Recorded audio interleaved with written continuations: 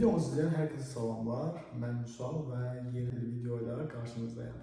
Deməli belə, bugünkü videomuzun mövzusu müştəriləri ən çox maraqlandıran suallar barəsində cavablar verməkdir və ümid edirəm ki, bu cavablar həm sizə maraqlı olacaq, həm də yeni bir şeylər öyrənmiş olacaqsınız. Misal üçün, bizim satdığımız hesablar barəsində ən çox verilən suallardan biri güvən və zəmanətdir.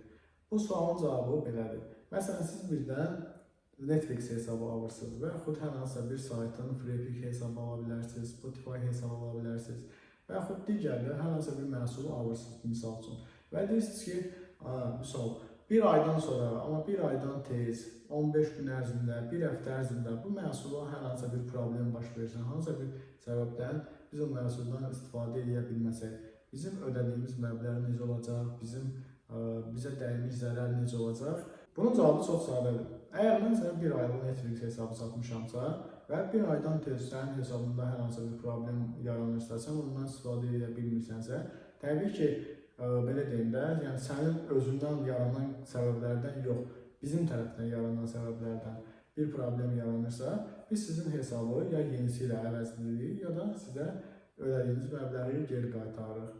Həmçinin digər satışlarımız da o cürdür. Amma bir şey var da, məsələn, siz bizdən PUBG hesabları üçün uca ala bilərsiniz, TikTok üçün jeton ala bilərsiniz və yaxud geri dönüşü olmayan məhsullar ala bilərsiniz. Məsələn, izləyici satışları buna daxildir, sosial media videolarınıza baxışların, layıqların artırılmasıdır. Bunlar geri dönüşü olmayan servislərdir.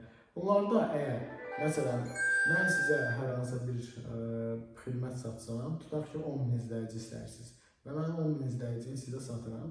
İzləyicini sizə satdıqdan sonra sizin hesabınızda belə deyim, heç bir izləyici artımı olmur və yaxud izləyici gəlmir hesabınıza.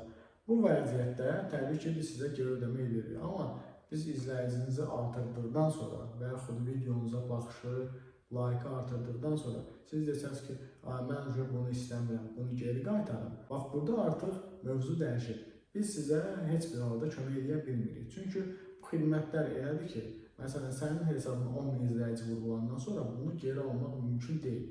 Buna görə də bu xidmətlər geri dönüşü olmayan xidmətlərdir və geri dönüşü olmayan satışlardır. Təbii ki, problem yaratmadığı təqdirdə. Bura qədər izlədiyinizə görə sizə təşəkkür edirəm. Növbəti videolarda görüşənə qədər ümid edirəm, sizin üçün maraqlı oldu və bir o qədər də faydalı.